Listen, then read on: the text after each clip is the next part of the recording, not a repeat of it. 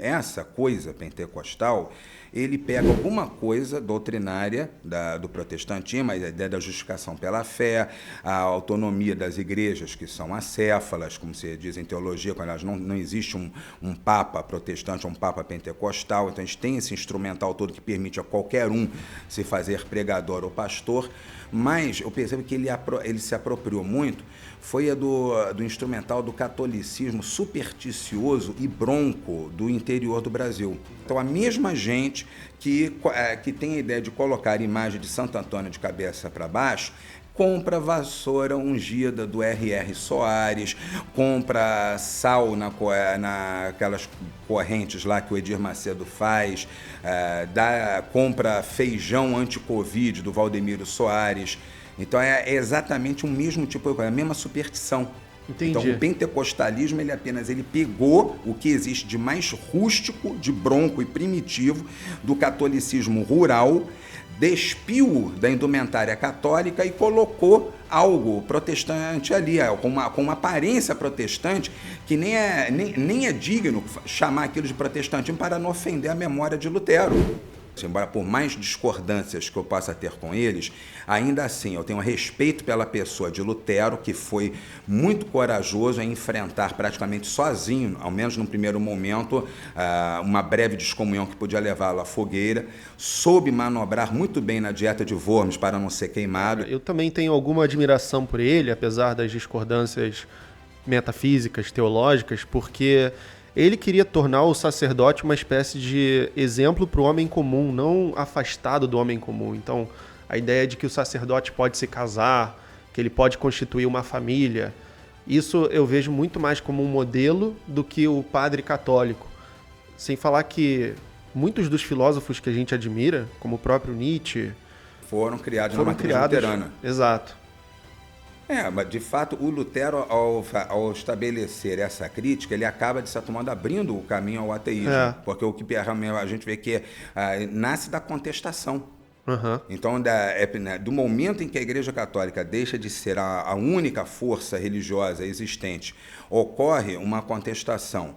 Isso também permite levar a um passo mais além e considerar que tanto católicos quanto protestantes podem estar errados e não existe nenhum Deus. Exato. Foi esse o percurso que o Nietzsche seguiu.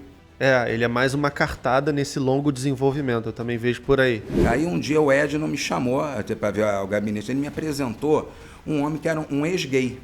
Ex-gay? Apresentou-me um ex-gay. Aí o cara contava que ele tinha sido, inclusive, travesti, mas já tinha feito a cirurgia para retirar as próteses. Só que o cara, ele falou assim, mas agora eu estou curado no nome de Jesus. Aí eu tive que segurar o riso. Mas, cara, isso não está curado nada. Eu estou vendo um homem que sofreu lavagem cerebral. É uma pessoa que sofreu lavagem cerebral. Esse cara não está curado com isso, não é cura. Isso é uma fraude. É como diz, temos que agir sempre taco a taco com os reacionários. É uma frase que está no livro vermelho de Mao. Então aplique isso, façamos autocrítica. Só um detalhe. Uma pequena provocação assim. Você mencionou o Mao. Será que ele é realmente um bom exemplo, tendo em vista o que foi na prática o grande salto adiante, a fome na China, a pobreza?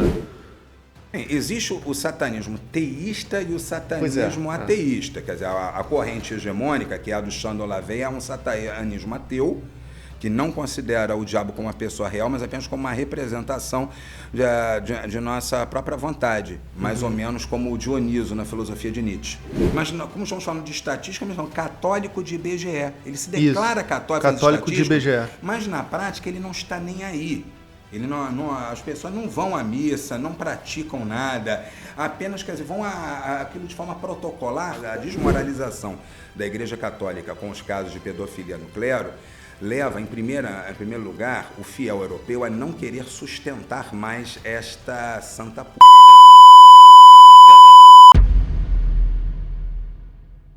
Eduardo Banks é ativista político, escritor e filósofo.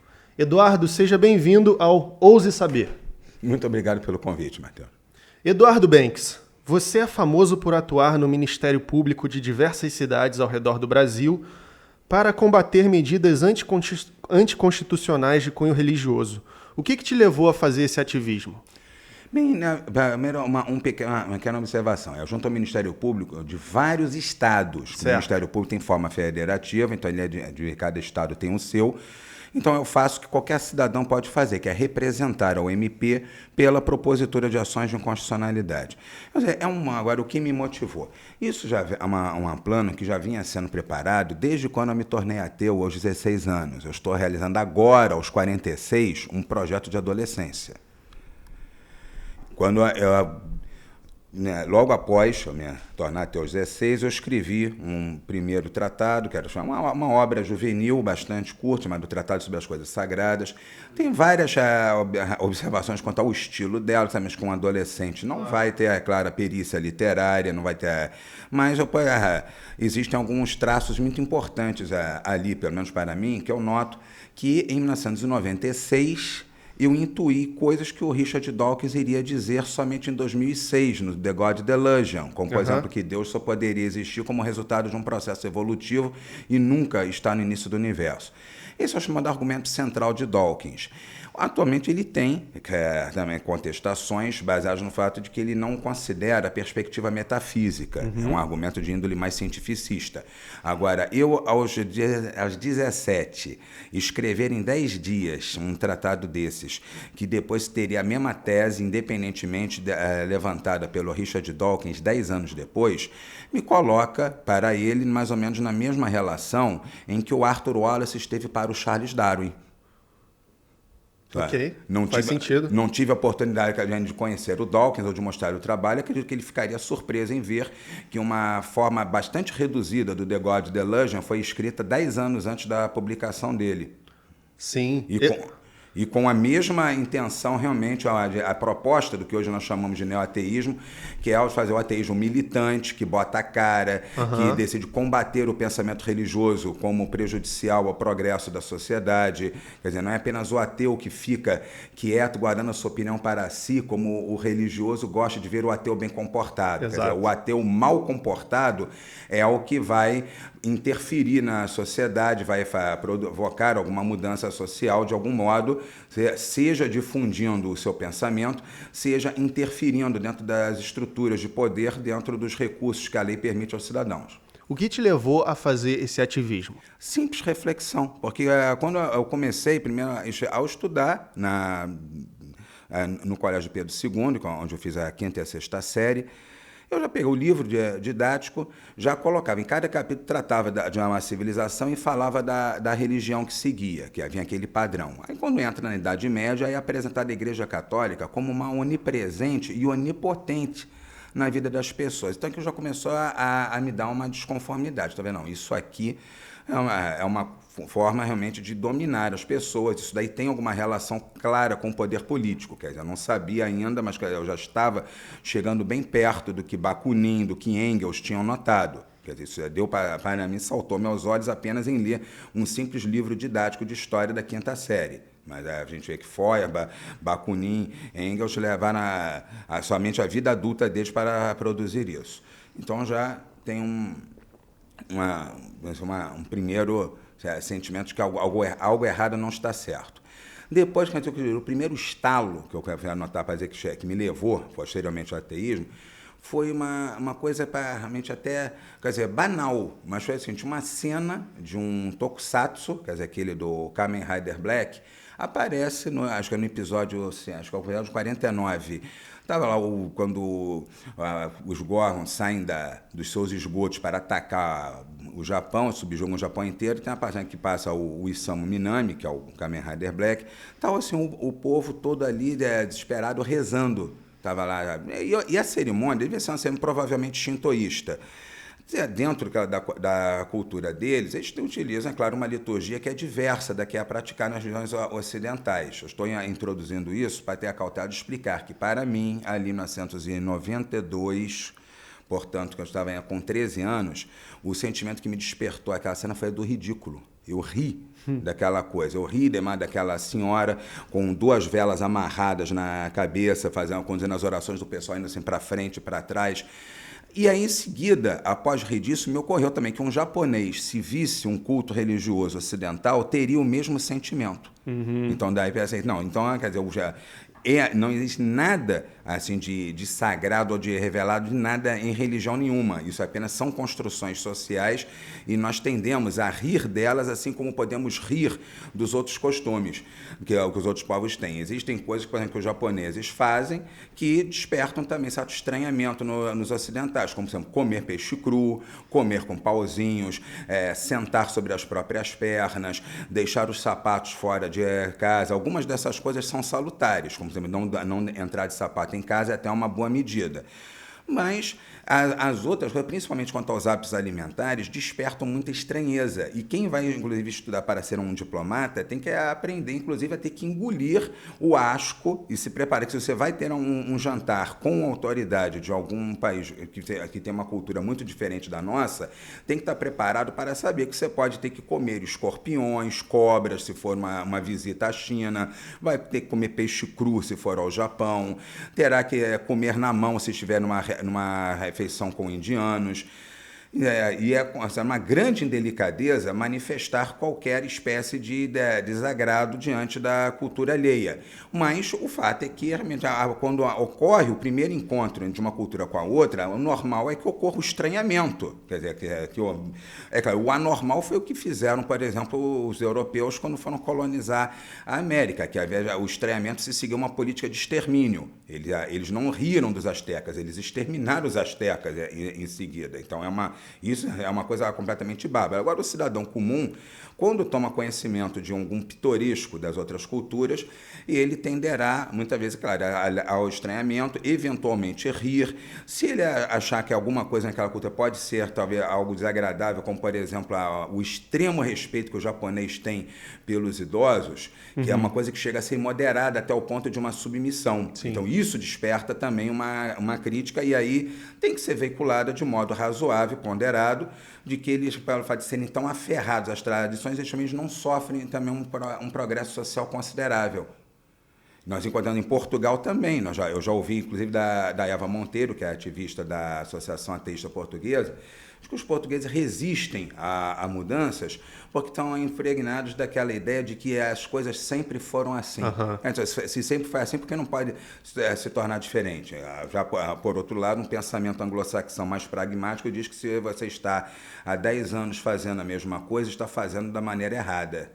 Cita brevemente para a gente algumas das suas intervenções e conquistas para a laicidade em cidades do Brasil. Bem, eu posso destacar, quer dizer, comecei aqui pelo Rio de Janeiro. A primeira delas que eu escolhi para atacar foi a Lei 5988 de 2011, que dispunha sobre a obrigatoriedade de exemplares da Bíblia nas bibliotecas públicas sob pena de multa. Era uma lei de autoria de um ex-deputado, que eu não vou dar o nome dele para não dar palco a esse sujeito que, inclusive, conheceu cadeia, que ele sofreu 2 prisões por causa de 2 operações distintas havendo corrupção. Então, é uma pessoa que eu entendo que deve ser silenciada, aí um cordão sanitário. Entendo também que a bancada evangélica deveria ser também colocada em um cordão sanitário, como a Alemanha faz com os partidos de direita. Eles podem até eleger lá os seus representantes, mas chegando no Congresso, eles tinham que ser colocados num ostracismo, que eles apresentam os projetos, mas ninguém os vota, ninguém os debate. O cara sobe à tribuna, mas ninguém vai lá polemizar com eles, deixa-os isolados. Essa é a postura que tínhamos que ter hoje, porque a Alemanha nunca mais viu a extrema-direita se levantar, embora haja quem vote. Se não fosse cordão sanitário, eles poderiam já ter passado por algum governo de extrema-direita. Agora parece que está tendo... O primeiro momento assim, de questionamento ao regramento do cordão sanitário veio agora nessa última eleição, em que o partido da maioria fez uma detente com um desses partidos nanicos de direita. Pois é. E o simples fato de aceitar dialogar com eles no governo não necessariamente significa que vai dar alguma coisa a eles, mas para aceitar dialogar já foi uma coisa considerada como ameaçadora ao sistema, porque do momento que você dá entrada à direita, você está permitindo, então você vai jogar o jogo limpo com a direita, só que se você vai jogar o jogo limpo com alguém, você está assumindo o risco de que esse alguém ganhe.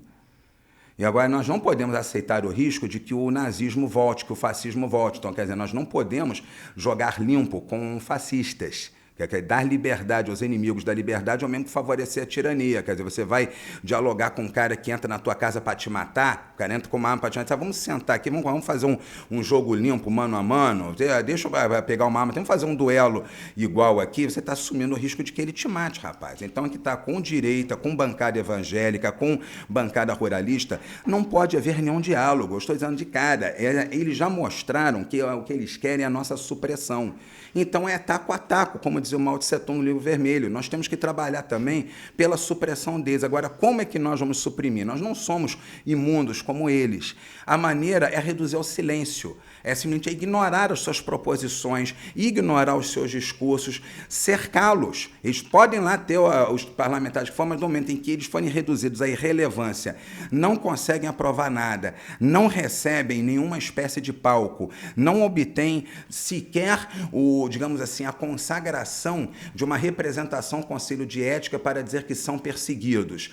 Vão ser reduzidos à irrelevância e o seu eleitorado vai lá dizer, você chegou lá dizendo que ia mudar as coisas, que ia fazer Deus, pátria e família e não conseguiu nada. E simplesmente o eleitorado dessa gente vai se decepcionar com eles e eles simplesmente desaparecer. É essa a maneira. Agora, estamos numa situação perigosa agora, porque o Congresso tem uma quantidade grande de parlamentares de direita. Então, nós não podemos simplesmente atacar os partidos de maneira generalizada. Que nós não temos hoje condições de isolar o PL, por exemplo, mas temos que isolar aqueles que são mais infecciosos, aqueles que realmente querem colocar leis teocráticas, aqueles que perseguem LGBTs, como aqueles psicopatas lá, que eu também não vou dizer o nome, só chamando assim, que quiseram proibir o casamento homoafetivo, isso há cerca de um ano e meio. Isso aí chegou a ser debatido, cara. Então, esses daí que falam, que desejam... cara, todo mundo sabe, houve um cidadão lá que estava, inclusive, usando a bandeira do Brasil como roupa, que ele devia saber que é um ato de desrespeito ao símbolo nacional, ele vai para a sala das comissões usando a bandeira do Brasil como roupa, falando que gostaria de ver o presidente Lula morto.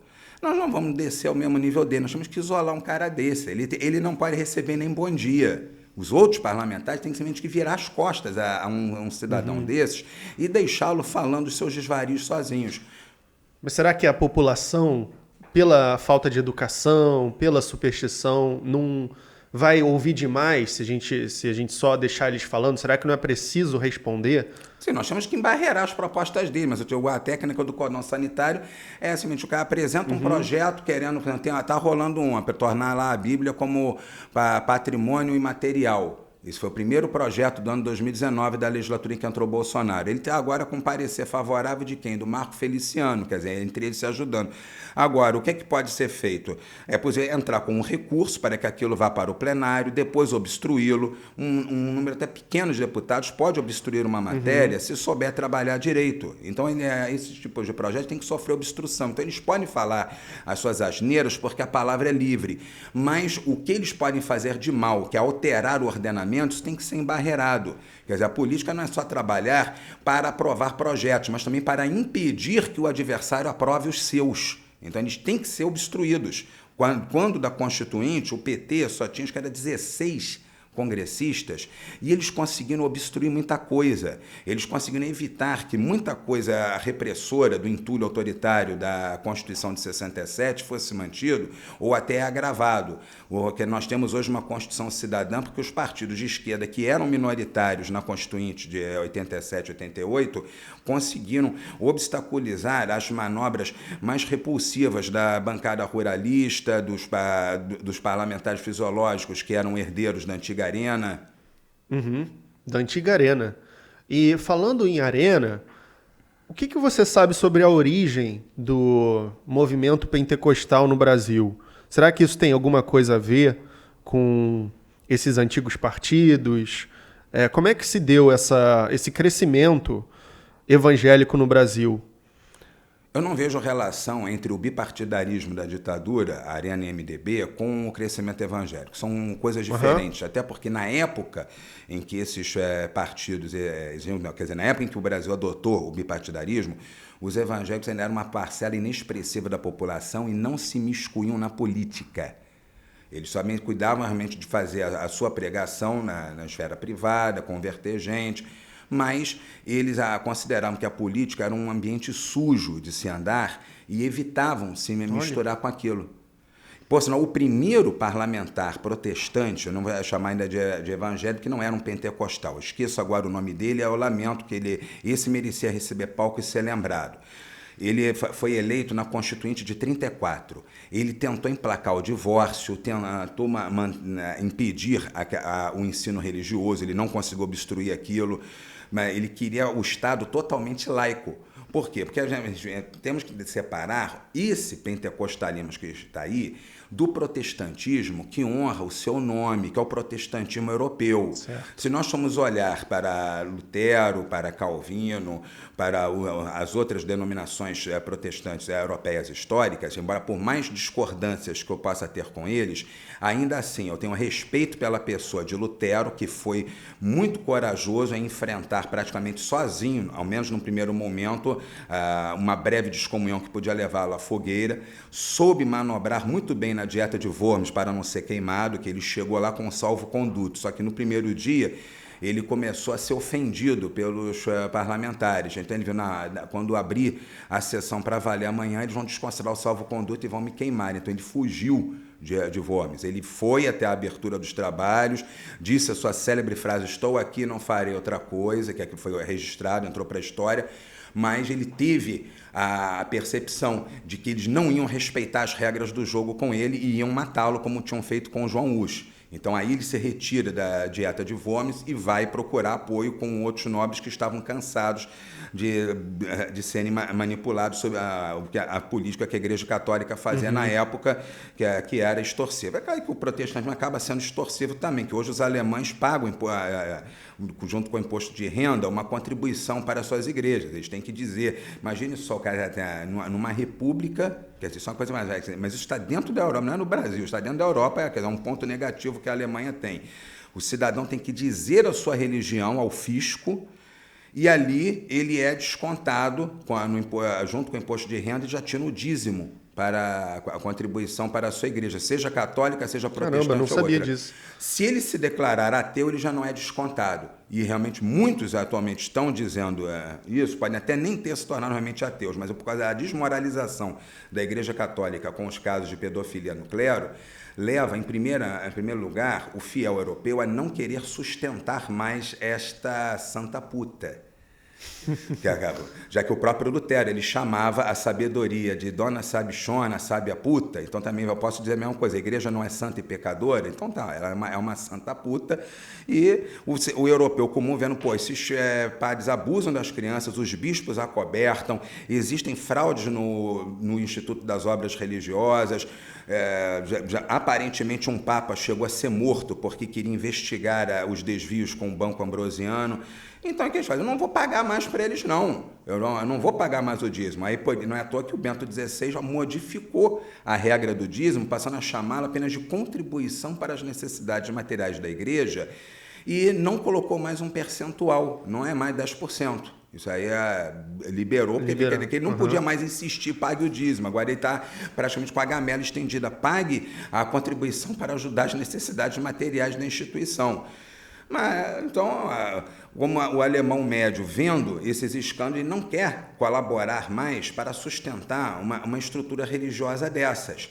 Então, muitos já estão declarando que deixaram de ser católicos, estão se dizendo ateus, muitos podem ter realmente se tornado ateus pela decepção em encontrar uma coisa extremamente corrupta e nociva dentro de uma igreja que deveria ser a verdadeira religião. Então, essa decepção pode levar realmente muitos ao ateísmo. Não foi o meu caso, que eu cheguei ao ateísmo pela mera reflexão. Como dizer, aqueles pensamentos que eu vinha tendo na adolescência, foram me levando progressivamente a perceber que a religião é apenas uma reação instintiva de medo diante da perspectiva da morte, que isso é comum a todo ser humano. Quer dizer, por que existe a religião em todo o tempo, em toda a cultura? Porque nunca houve um povo ateu. Porque nunca houve um povo imortal. Medo e esperança, né? Como já dizia o Hilme, é uma coisa que está na base. Medo e esperança, quer dizer, isso aí com 16 anos eu consegui chegar a essa mesma conclusão. Então, quer dizer, nós podemos ver, se formos levantar como ocorre o aparecimento do ateísmo nas culturas, ele pode romper naturalmente a partir do momento que ocorra essa percepção. Então, Hilme percebeu, Feuerbach percebeu, Com 17 anos, eu percebi, embora sem formação nenhuma, tendo apenas o estudo primário, condizente com a minha idade, cheguei às mesmas conclusões. Então, basta apenas que você raciocine a respeito disso, e normalmente a gente vê que o ateísmo tende a aparecer também seguindo sempre esses mesmos padrões, como nós vimos também no caso da França, com o Barão d'Holbach, que primeiro tem uma fase mais cientificista e objetivista, depois, ao confrontar com a objeção dos religiosos, é que ele vai se aprofundar filosoficamente e tentar oferecer uma resposta que bloqueie a metafísica religiosa. Sim, e você falou do Lutero, cara, eu também tenho alguma admiração por ele, apesar das discordâncias metafísicas, teológicas, porque ele queria tornar o sacerdote uma espécie de exemplo para o homem comum, não afastado do homem comum. Então, a ideia de que o sacerdote pode se casar, que ele pode constituir uma família, isso eu vejo muito mais como um modelo do que o padre católico. Sem falar que muitos dos filósofos que a gente admira, como o próprio Nietzsche, foram criados na matriz luterana. Exato. Mas de fato, o Lutero, ao estabelecer essa crítica, ele acaba, de certo modo, abrindo o caminho ao ateísmo. Porque o que a gente vê que nasce da contestação. Uhum. Então, do momento em que a Igreja Católica deixa de ser a única força religiosa existente, ocorre uma contestação. Isso também permite levar a um passo mais além e considerar que tanto católicos quanto protestantes podem estar errados e não existe nenhum Deus. Exato. Foi esse o percurso que o Nietzsche seguiu. Ele é mais uma cartada nesse longo desenvolvimento, eu também vejo por aí. Então, o protestantismo teve esse mérito lá atrás, embora o Nietzsche tenha dito, se nunca nos livrarmos do cristianismo, será por culpa dos alemães, por causa dos alemães terem gerado o protestantismo, porque ele nota que, do ponto de vista estratégico, o protestantismo, pelo menos, vamos dizer, o protestantismo europeu, não estou falando do pentecostalismo, ele, do momento que ele tem uma postura mais sóbria, equilibrada, que respeita a separação de Estado e Igreja, e também respeito levou séculos para respeitar, que inicialmente o protestantismo também não tinha separação de Estado e Igreja. Quando Spinoza levantou a tese a primeira vez, ele foi execrado tanto pelo seu próprio povo, no caso, pelos judeus que o expulsaram da sinagoga, quanto pelos holandeses cristãos. Então ele foi sendo mal visto, tanto é que ele nunca mais publicou um livro em vida pelo receio de sofrer ainda coisa pior do que uma expulsão da sinagoga. Então, com a Constituição Americana, que foi também escrita majoritariamente por protestantes, embora houvesse alguns católicos entre os pais fundadores, mas a maioria esmagadora daqueles 40 signatários da Declaração de Independência, e depois os que elegeram, fizeram os artigos da Declaração, e depois, finalmente, a Constituição, aí já com um número muito maior de delegados presentes. E ali eram sempre majoritariamente protestantes. Então, desde o início, eles foram seguindo um princípio liberalista, já desde a Declaração de Independência, quando diz que todos têm o direito à busca da felicidade. Por aí já está pressuposto a liberdade de escolher, como dizia o ministro Nelson Hungria, do STF, escolher o seu caminho favorito para o inferno. Você pode fazer o que bem entende, você não é obrigado a seguir aquilo que é colocado pelas igrejas, pela maioria da sociedade. Então, cada um tem o direito de escolher o seu melhor caminho para o inferno. Então, o direito à busca da felicidade significa que você vai escolher aquilo que te apraz e não aquilo que é imposto. Então, já em germe estava naquela frase da busca da felicidade, já pressupunha a possibilidade de que a felicidade de alguns cidadãos fosse romper com as igrejas e se tornar indiferente a elas. A Constituição Americana inicialmente também não tinha separação entre Estado e Igreja. Foi o Thomas Jefferson quem havia apresentado a proposta, ela foi rejeitada na Constituinte de 1787. Depois ele conseguiu colocar essas proposições junto com a liberdade de expressão, o direito de escolher ser julgado pelo júri, o direito de portar armas, através do Bill of Rights, as 10 primeiras emendas que foram aprovadas 2 anos depois, em 1789. Mas, então, isso já vem realmente da própria fragmentação do protestantismo. Quer dizer, se o Estado estabelecer uma igreja, então as outras ficarão como? Que nos Estados Unidos nenhuma igreja é majoritária. Embora eles sejam protestantes, eles são tão fragmentados que então não é possível escolher uma e botar como a religião oficial do Estado, porque sempre a maioria vai ficar de fora. Saquei. Quer dizer, mesmo que você pegue a maior delas, acho que a maior delas que não tem nem 20%, de 15%. Então, você pegar a maior delas, ainda assim vai alijar mais de 80% da população que não pertence. Então, não há como estabelecer uma religião oficial ali. Então, isso foi um efeito positivo que veio do protestantismo. Ok, mas aqui no Brasil, esse pentecostalismo que emerge ali na segunda metade do século XX, digamos, ele tem algum vínculo autêntico com esse protestantismo raiz? Como é que ele ganhou tanta força assim? Aí é que está, ele não tem vínculo nenhum com o protestantismo raiz. O que temos aqui, essa coisa pentecostal, ele pega alguma coisa doutrinária do protestantismo, a ideia da justificação pela fé, a autonomia das igrejas, que são acéfalas, como se diz em teologia, quando elas não existe um papa protestante ou um papa pentecostal. Então a gente tem esse instrumental todo que permite a qualquer um se fazer pregador ou pastor, mas eu percebo que ele se apropriou muito, foi do instrumental do catolicismo supersticioso e bronco do interior do Brasil. Então, quer dizer, ele pegou tudo aquele fanatismo dos seguidores do Antônio Conselheiro, aquela coisa que é mostrada representando o Conselheiro no filme Deus e o Diabo na Terra do Sol. Aquilo ali está mostrando como é que é realmente a religiosidade dos rincões mais subdesenvolvidos. O Alto da Compadecida, né? Aponta também para essa realidade. Também, quer dizer, o catolicismo do povo, isso considerando realmente não dos grandes centros, do povo lá para o interior, para o norte e para o nordeste, que são os sertões, a região norte, a região amazônica, é muito supersticioso. Eles são muito propensos a imaginar histórias que nem estão na Bíblia, como, por exemplo, uma que se dizia que uma vez Jesus teria dito a São Pedro para não sentar em uma pedra, porque 1000 anos antes um leproso teria sentado ali. Quer dizer, é uma coisa totalmente absurda. Quem disse isso nem leu a Bíblia, não sabia que Jesus tinha a fama de curar leprosos. Isso sim, pô. Agora, então, daí muitas vezes os preconceitos locais são transformados em histórias que aí se divulga que estão na Bíblia, como a população analfabeta não tinha como conferir e aceitando qualquer coisa. E aí foram criar também uma religiosidade muito mais fetichista, baseada realmente aí em prática como os protestantes criticam, de adorar a imagem. O católico não adora a imagem, ele venera. Mas isso quer dizer, o católico que entende sabe que a imagem é apenas uma representação. Ela pode compartilhar algo com o divino se ela estiver benzida, mas aí não pela imagem em si, mas porque o padre derramou água benta que vem com aquilo do Espírito Santo, segundo a concepção deles. Então a imagem colocada no culto ela tem um aspecto sacral. Agora, o problema é que o católico vulgar, ele coloca a imagem de Santo Antônio de cabeça para baixo para arrumar marido. Saquei. Então, quer dizer, isso é uma religiosidade feticista. Quer dizer, a pessoa acha que pode, inclusive, ter algum poder sobre um santo, ao ponto de poder entrar em choque com ele e dizer assim, se você não me der o que eu quero, eu vou fazer algo que te ofende. Eu vou botar a imagem de ponta-cabeça dentro do copo d'água.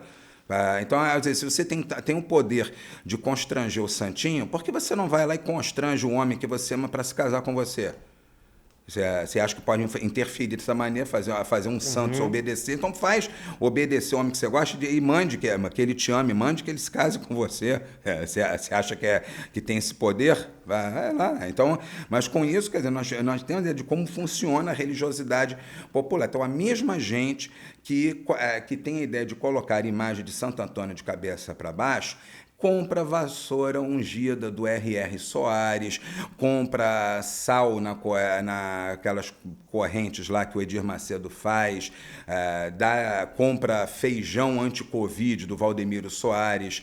Então é exatamente o mesmo tipo de coisa, a mesma superstição. Entendi. Então o pentecostalismo ele pegou o que existe de mais rústico, de bronco e primitivo do catolicismo rural, despiu da indumentária católica e colocou algo protestante ali, com uma aparência protestante que nem é digno chamar aquilo de protestantismo para não ofender a memória de Lutero.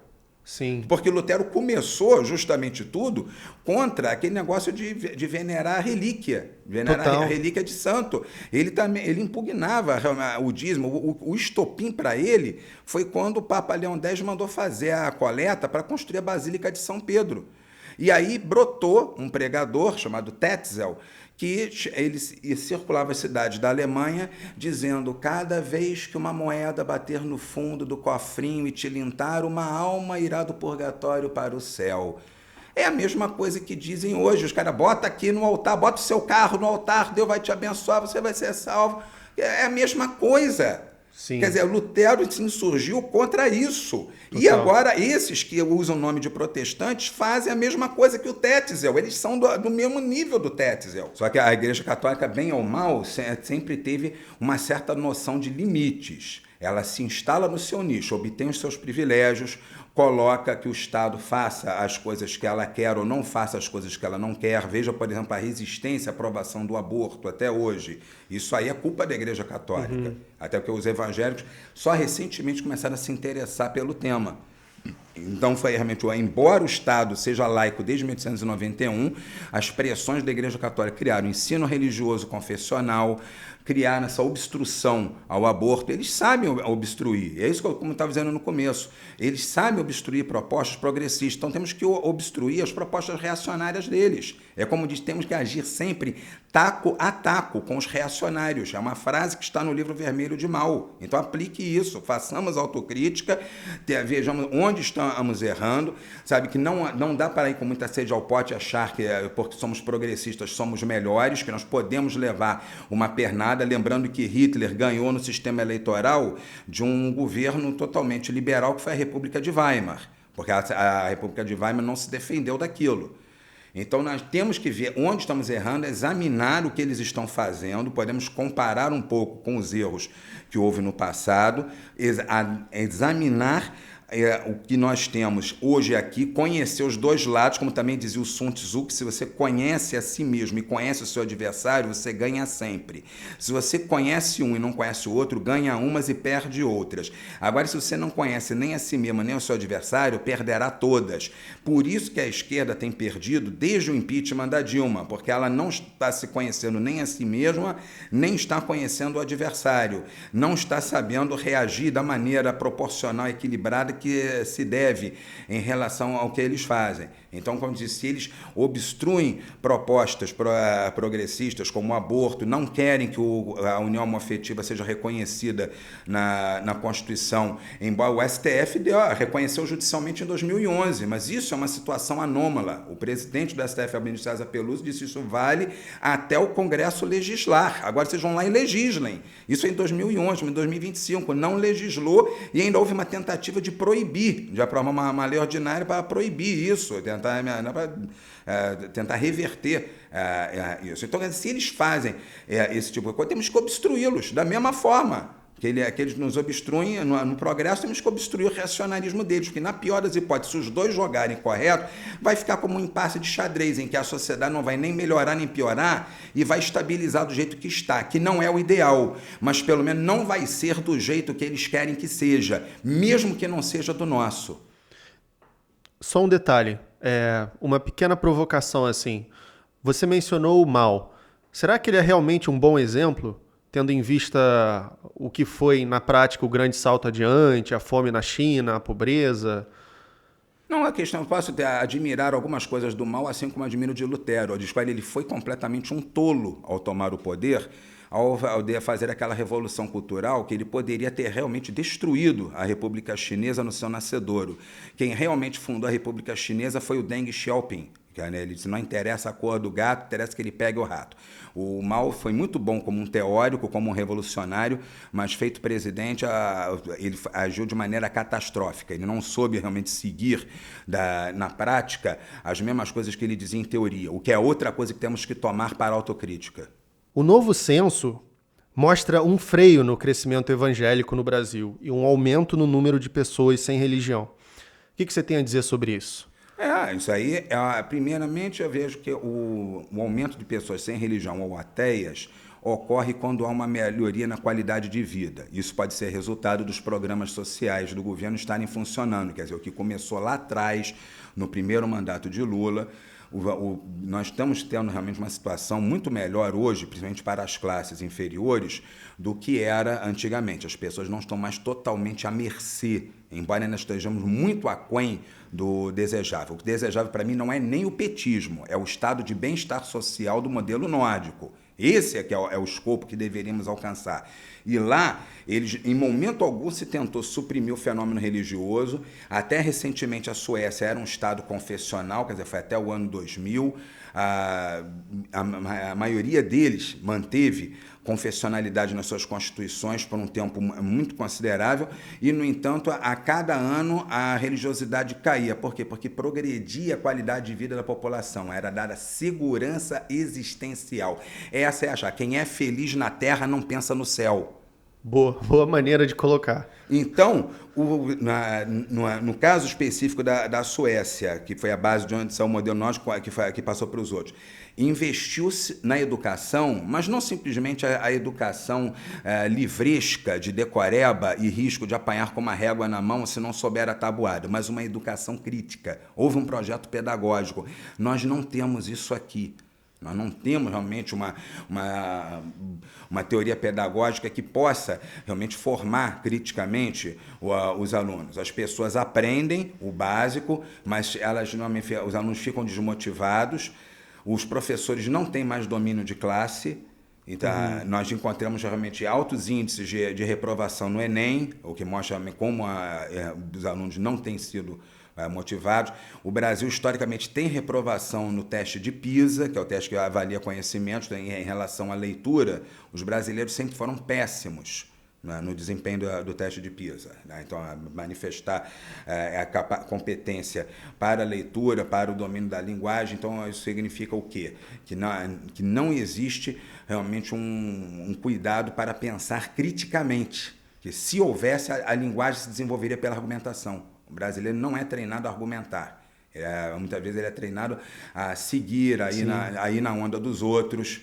Então, nós vemos que a questão aí vem desse ponto, não está nem relacionado diretamente à religião. Eu entendo que a religião é retroalimentada. Certo. Quando ocorre uma calamidade, ocorre alguma situação de miséria, a população não tendo o que fazer para sair de uma situação desesperadora, pode descambar no fanatismo. E nós vimos frenesis religiosos ao longo dos séculos, como foi quando a cólera visitou Paris em 1832, falou que maçons, livres pensadores que eram anticlericais, entraram nas procissões de pés descalços.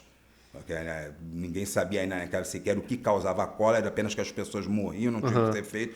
Então, o pânico na população pode levar a um surto momentâneo de religiosidade, e a persistência de condições de miséria leva realmente a uma perpetuidade de um sistema religioso. A gente pode ver no caso da Índia, que é um país onde há muita pobreza disseminada e onde a religião é extremamente forte e arraigada.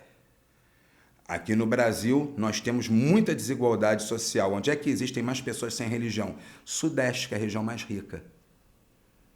Então, isso que está explicado. Sim, quer dizer apenas que o Sudeste está melhorando economicamente, socialmente, que as oportunidades estão aumentando e as pessoas estão saindo disso. Também uma parcela que pode entrar também é a culpa dos próprios evangélicos por estarem agora sendo freados, porque foram com muita sede ao pote e foram se misturar da pior maneira possível com a política, como estava dizendo mais no começo.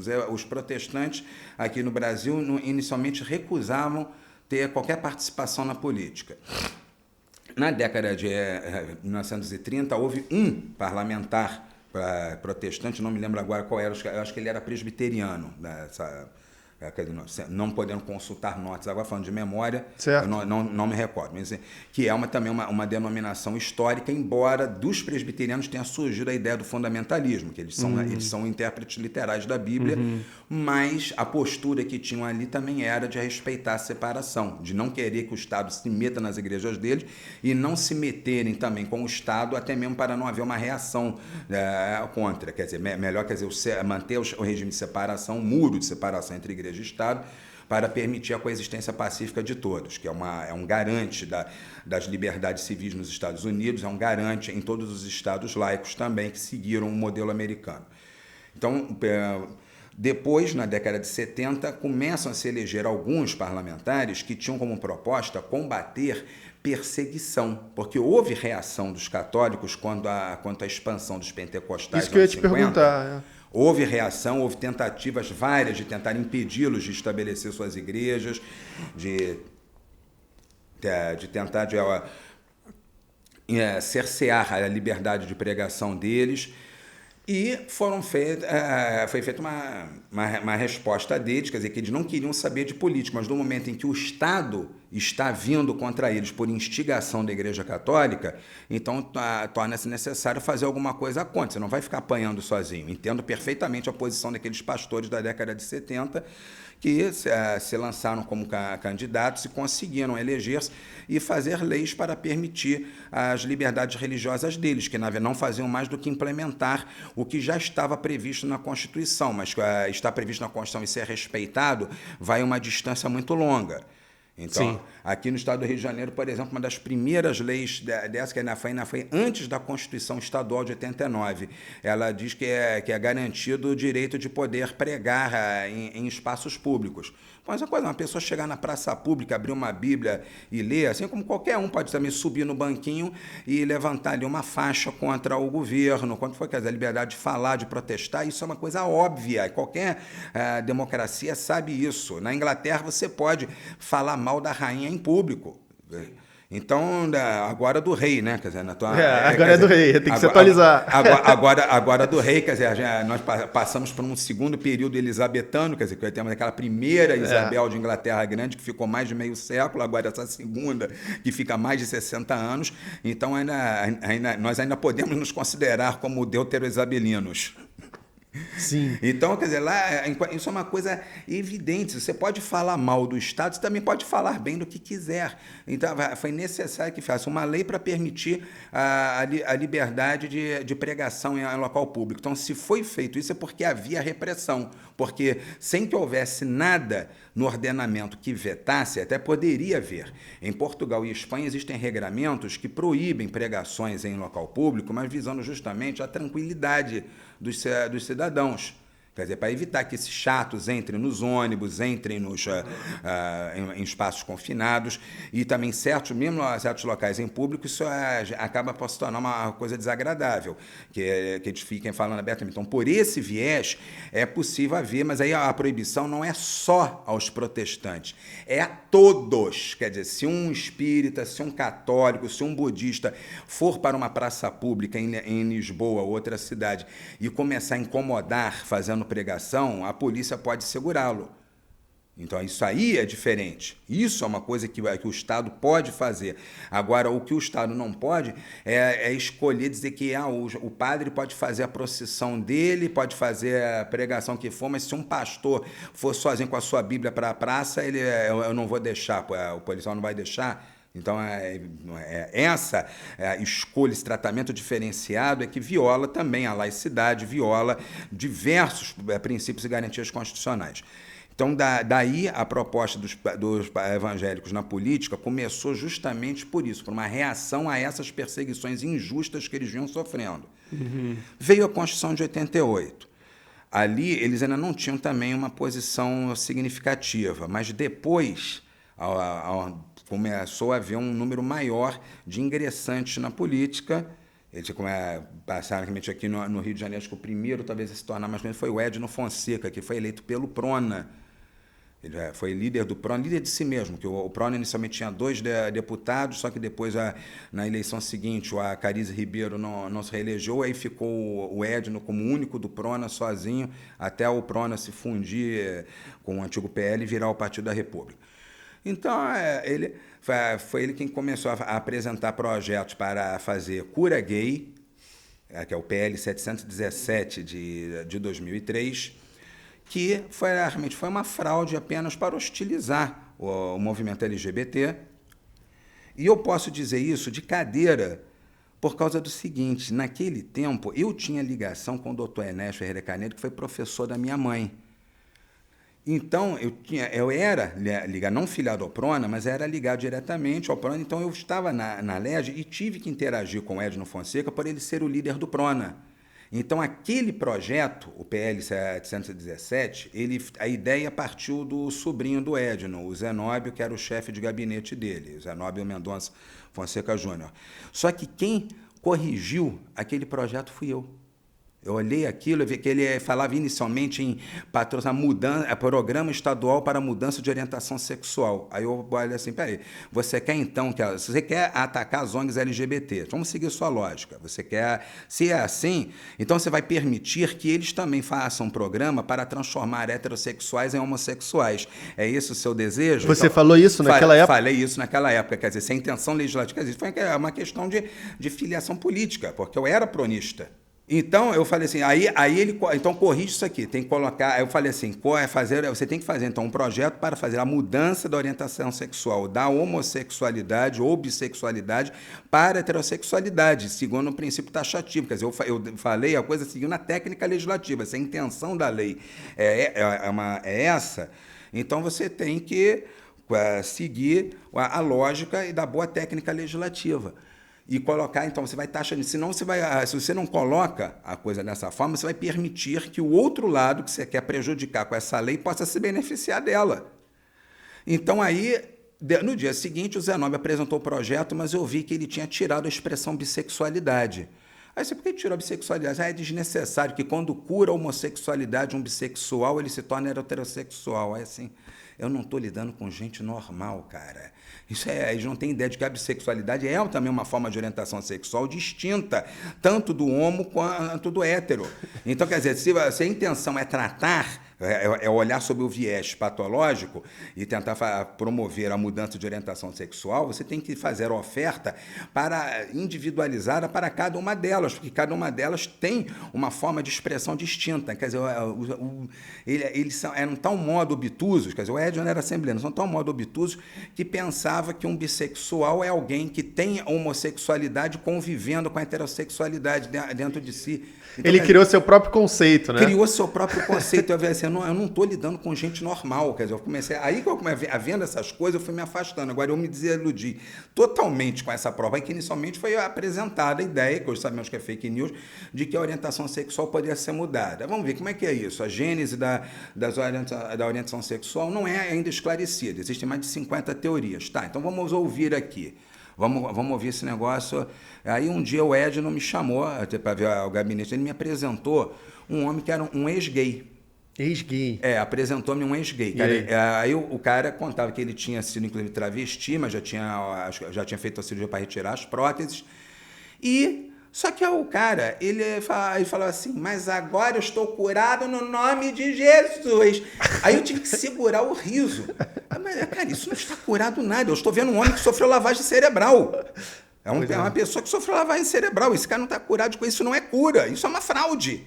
Aí o cara saiu depois, eu ainda falei assim, Edno, ele ainda tem um jeitinho. Aí ele falou assim, porque ele ficou muito tempo acostumado a falar daquele jeito, não vai desaprender tão fácil. Não, isso é sacanagem, cara, isso não é cura, isso é fraude. No final, nas últimas vezes que eu encontrei com o Edno, eu até dizer para ele, você e eu sabemos que isso de cura gay é uma farsa, que isso foi feito pelo Zenóbio, por você e por mim, para combater as ONGs do movimento LGBT, principalmente o Grupo Arco-Íris. Foi para hostilizar ao movimento LGBT, que essa lei foi feita para tentar dar um viés patológico a eles, mas a cura gay não existe. E ele mesmo... Ele admitiu? Admitia. Para mim, em particular, ele admitia, sim. Ele sabia que isso era uma fraude. A gente vê em todos os países no mundo que tem essa história de terapia de conversão, teve nos Estados Unidos também, né? Às vezes o jovem é mandado lá para um centro intensivo... Nada funciona, né? Isso aí não passa de ser uma tortura psicológica e uma propaganda ideológica, né? Porque prática... E as pessoas que chegam realmente a ficar muito tempo vivendo como se fossem heterossexuais, elas estão somente se prejudicando ainda mais. Porque elas estão sofrendo uma lavagem cerebral. Agora, a forma de resolver uma lavagem cerebral é retirar a pessoa do meio que lhe aplicou essa lavagem, aproximadamente 6 meses. Tem que haver uma colaboração do paciente. É necessário realmente retirá-lo da vivência nessa igreja, acolhê-lo. Isso aí depende que a família, os amigos, todos o acolham. E com a colaboração dele, em cerca de 6 meses, essa lavagem cerebral pode ser revertida. Você tem visto um crescimento no satanismo? Como que o The Satanic Temple, por exemplo, é mais um grupo político de laicidade do que uma crença sobrenatural? Você não acha que as igrejas satânicas daqui, do Brasil, deviam se inspirar nesse modelo que é mais maquiavélico do que supersticioso? Claro, a estratégia é perfeitamente válida. Porque em algumas situações nós podemos não conseguir fazer uma separação total entre o Estado e as igrejas, mas então podemos combatê-los na retaguarda, dizendo se vai abrir, por exemplo, para os símbolos de uma religião. Quer dizer, o STF agora vem e diz que crucifixo não ofende a laicidade.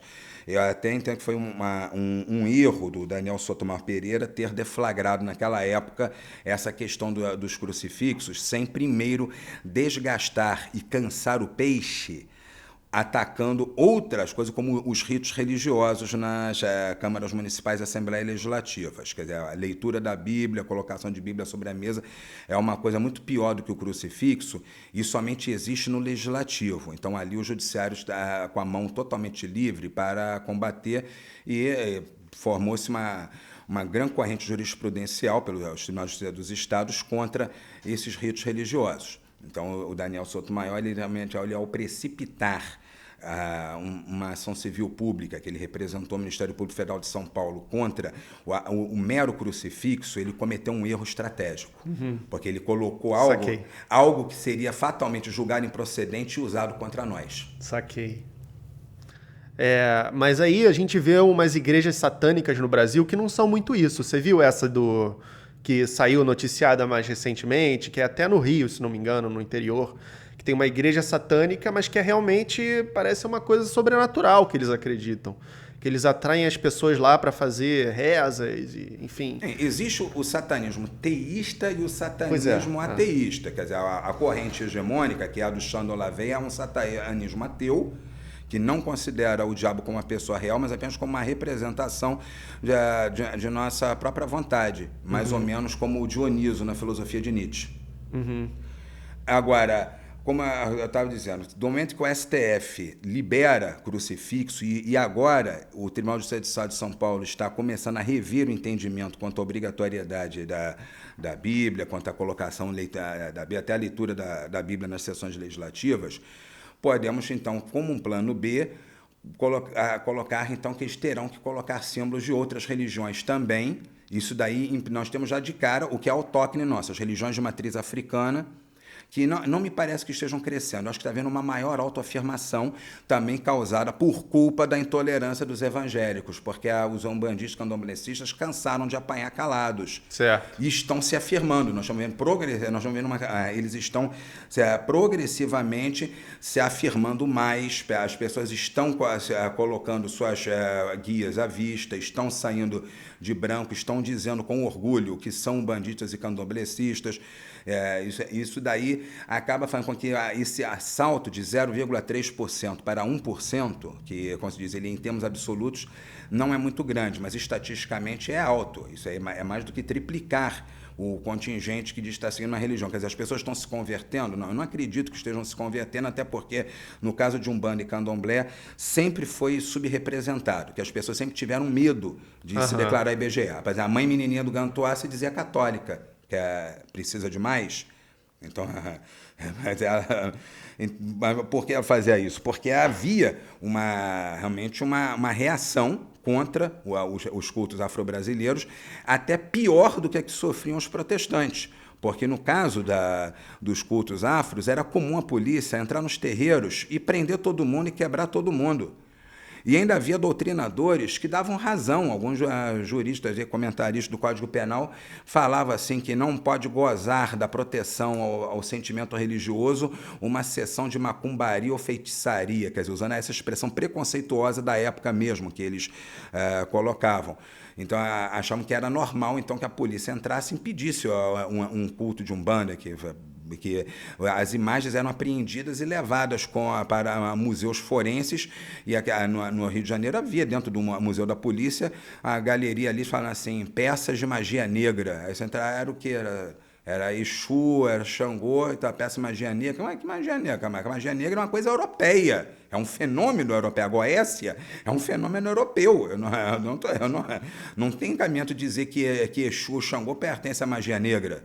Pois é, parece até a Inquisição, o Malleus Maleficaram, né? Parece que a gente está na Idade Média, né? Com esses atos aí de perseguição, é basicamente uma caça às bruxas, entre aspas. Ó, durante a República Velha, embora o Estado tenha atingido o máximo de separação das igrejas, quer dizer, a Constituição de 1891 era, pelo menos nominalmente, a mais radical nesse aspecto.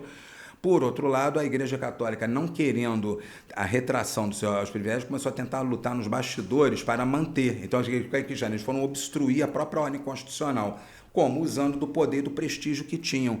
Iam em cima do delegado de polícia, o padre enchia os ouvidos do prefeito, para que eles fossem contra as pessoas de outras religiões que estavam se beneficiando da liberdade religiosa. Então abria-se um centro espírita e daí depois chegava o delegado e interditava. Abria-se um terreiro, chegávamos para a licagem e nem interditávamos, já batiam em todo mundo e quebravam as imagens.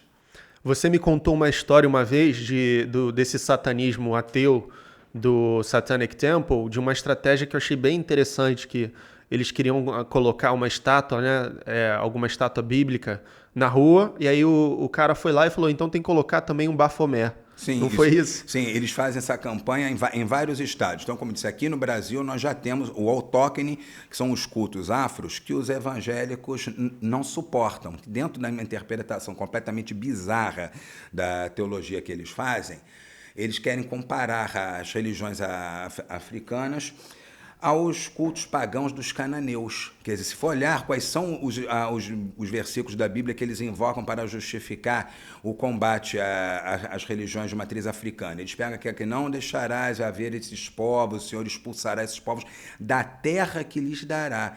Ora, por acaso, o Brasil é parte do Estado de Israel? É terra prometida? Não. Aquilo ali que nós encontramos no livro de Josué e espalhado em alguns outros versículos no Êxodo e no Deuteronômio, era uma determinação pontual àqueles povos cananitas, porque eles estavam, segundo a lógica do que diz a Bíblia, que não é a verdade histórica, não é verdade, mas dizem que aqueles povos estavam ocupando a terra que pertencia aos judeus. Então, para tomar a terra, foi autorizado o uso de força extrema, inclusive o extermínio. O que já mostra um caráter totalmente perverso de um Deus supostamente maximamente amoroso, né? Pelo menos conforme a interpretação cristã. Porque ele utilizou ele usou de outra postura com o faraó, quer dizer, com o faraó ele mandou as pragas para ir cansando o faraó e fazer com que ele soltasse o povo. E ainda ia endurecendo o coração do faraó para que ele... deu várias chances para o faraó, né? Para que ele, até que finalmente saia. Agora, por que ele não fez alguma coisa semelhante com os cananitas? Não. Mas a gente vê, olha, também a limitação desse Deus. Então, nós podemos começar a partir da experiência autóctone, que já temos dos cultos afro-brasileiros, que são formados aqui por decorrência do nosso próprio processo de construção da sociedade brasileira, que nós temos uma religião nacional, podemos dizer que somente o Brasil tem, e apresentar a essa bancada evangélica, se vocês querem crucifixo e Bíblia nas câmaras municipais, então tem que ter um assentamento de Exu também. E simbolicamente eu entendo que é mais adequado realmente o de Exu, porque ele é considerado o orixá, que é o porteiro, aquele que introduz a tudo, e todos os atos nos cultos afros devem começar reverenciando Exu. Uhum. Então a porta de entrada sempre é através de Exu, então é necessário que coloque o Exu nas câmaras municipais. Do momento que eles forem confrontados com essa exigência de ter que abrir também para as religiões afro-brasileiras, que, como diz, elas são subrepresentadas estatisticamente, por conta do medo que as pessoas sempre tiveram de se assumir como umbandistas e candomblecistas, elas se escondem dentro de outras religiões. Como a mãe menininha do Gantoá afetava ser católica para o IBGE. E isso daí é uma coisa extremamente disseminada, porque e com isso nós não sabemos o verdadeiro contingente de seguidores de religiões de matriz africana. Porque as pessoas negam, da mesma maneira como não sabemos o contingente exato dos ateus, porque ainda existe uma carga de preconceito muito forte. Afirmar-se católico é um país de maioria católica é fácil. Afirmar-se evangélico é um país onde os evangélicos ainda estão em ritmo de expansão e estão agora adquirindo um acesso à política, a ponto deles falarem em plano de poder, também é muito fácil. Sim. Não existe problema nenhum em alguém se dizer católico. Por exemplo, quando aquele oportunista já falecido Daniel Mastral disse que seria filho do Michel Temer e que o Michel Temer seria satanista também, a resposta do Temer foi simplesmente: eu não gosto disso, eu sou católico. E não precisou dizer, mas claro, aquela era tolice. O Mastral não se passava de um... Pois é, isso que eu tô falando. É um satanismo bem diferente. Não, o Mastral não se passava de um picareta. Eu acredito que nem satanista ele o foi. Aquilo ali não cola, mas quase você vê a maneira de alguém reagir quando é acusado de ser ateu, de ser um bandista, de ser satanista. Ele simplesmente ele se refugia atrás do manto católico. Ele diz: eu não gosto disso, eu sou católico.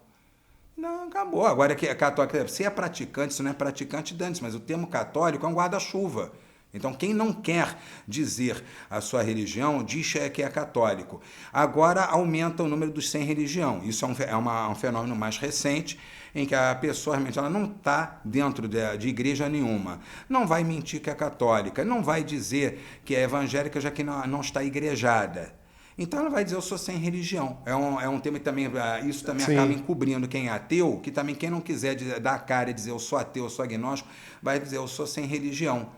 Então, quer dizer, alguns ou se escondem dentro do manto da Igreja Católica, outros estão utilizando agora a expressão genérica e pouco compreendida ainda de sem religião, que é chamado de known nos Estados Unidos. Então, vamos lá. Se eles querem colocar-se a fazer desses, já não digo símbolos somente, mas fazer ritos religiosos em câmaras municipais, então, considerando o pluralismo do povo brasileiro, considerando a grande influência na cultura que nós temos das religiões de matriz africana, que realmente são o exemplo mais eloquente de que o contingente populacional umbandista e candomblessista é muito maior do que o declarado, que uma confissão religiosa que só tivesse 1% de seguidores não influenciaria compositores como Villa-Lobos, não influenciaria a Bossa Nova, não teríamos a Clara Nunes como um sucesso enorme cantando para os orixás. Então, se essas manifestações culturais adquirem o caráter de uma cultura de massa, então é porque um contingente populacional enorme de vários milhões de brasileiros ou pratica a Umbanda ou Candomblé ou eventualmente vai ter com eles, já que é uma coisa comum realmente de dizerem que aqueles que não vêm aqui pelo amor, vêm pela dor. Novamente, é claro, a minha crítica à religião, de que ela é uma reação do ser humano irracional quanto aos seus medos, às suas falências. Quer dizer, o cara perdeu um parente, está em desespero, aí vai procurar consolo em alguma igreja, vai procurar um terreiro. Então, esse que é o problema que o ser humano tem, mas não é um problema específico daquela religião. Isso é um problema da humanidade, um achaque humano que deve ser combatido pelo esclarecimento. Agora, com isso, mesmo que nós vemos que as pessoas não são obrigadas a frequentar terreiro, por isso que eu digo que as religiões africanas são mais limpas do que o cristianismo, porque eles não praticam proselitismo, não vão atrás das pessoas para pregar, não tentam convencer, não tentam converter. Se você quer ir ao terreiro, vai lá, participa de uma gira, quer que lhe jogue um búzios, vai fazer uma oferenda, você simplesmente faz e não é obrigado a voltar depois. Sim. Então, com isso, as pessoas elas se envolvem, às vezes elas até podem ter simultaneamente serem católicas e umbandistas, como era o que eu estava lembrando, a minha primeira ex-companheira, que eu estava comentando há pouco com o Matheus offline, que ela é católica, mas ela também é umbandista, inclusive é médium de Umbanda. Então, perante o IBGE, ela se declararia em princípio como católica, mas realmente ela não esconde, ela diz que tem as duas coisas, é possível seguir as duas coisas. Isso é muito comum, né? O sincretismo brasileiro. É extremamente disseminado, que é uma coisa realmente bem própria do brasileiro, as pessoas poderem orbitar mais de uma confissão religiosa, Quer dizer, tanto entra então, de fato, a minha mãe me negando, já disse 3 vezes, se dizia católica. E dizia, claro, ela tinha digamos assim, a sua interação com a Igreja Católica, mas a prática dela cotidiana era dentro da Umbanda. E, na verdade, quer dizer, ela podia realmente se declarar católica por medo, que é o mais provável, como também porque ela praticava as 2 religiões. Isso daí entra também. E essa é a realidade de muitos, de praticar as 2. Então, quer dizer, não existe ainda uma estatística que depure ainda claramente se você, além de, quer dizer, como sua segunda religião qual é, porque ainda está arraigada a ideia que quem tem uma religião só segue aquela. Mas não é assim que a banda toca. Nós temos, por exemplo, existem até algumas crenças, como a dos drusos, que habitam ali a Síria e o Líbano, eles têm a permissão de praticar mais de uma religião. Eles seguem a religião drusa e têm a permissão de praticar outra. Podem praticar outras, não há problema. Que interessante, nenhuma. Nunca tinha ouvido falar nisso. Porque isso é por conta das perseguições que eles sempre sofreram. Uau! Então, daí, a teologia deles se organizou de um modo a dizer que não há mal nenhum em praticar uma segunda religião além da religião drusa. Cara, fascinante, fascinante. E o Brasil pegou isso, quer dizer, isso que é uma coisa que é registro, só conheço esse único caso, fora do Brasil, de uma religião que até incentiva que a pessoa se declare também pertencente a outra, que pratique outra. Aqui no Brasil nós temos pelo sincretismo a mesma coisa. Então não existe uma análise detalhada para dizer qual é a sua segunda religião. Então você é católico, além disso você é mais o quê? Aí você, eu também vou ao terreiro de vez em quando. Então teria que marcar as 2 coisas, você é católico e umbandista. Tornaria a análise estatística mais complicada. Sim. Então, quer dizer, o número de católicos estritos, que são apenas católicos, diminuiria consideravelmente. Com certeza, com certeza. E aí nós teríamos católicos que praticam banda, católicos que também frequentam a igreja evangélica, católicos que vão a centros kardecistas.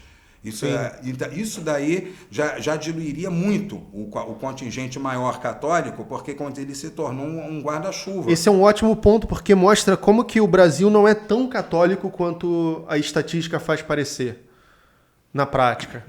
O Brasil, do Conselho, na verdade, ele nunca foi tão católico. A gente vê que as pessoas não são praticantes. Elas têm o catolicismo por tradição, mas como estamos falando de estatística, eles falam católico de IBGE. Ele se declara católico de IBGE. Mas na prática ele não está nem aí.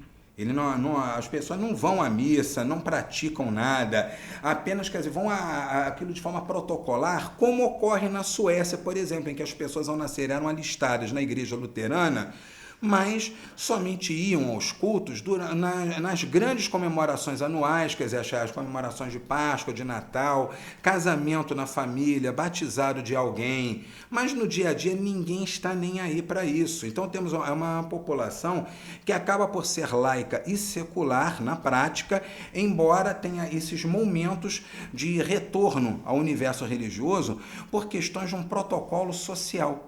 Paralelamente ao seu ativismo, você também é escritor e filósofo. Me fala sobre o seu livro Ouroboros. Ele tem muito a ver com Nietzsche.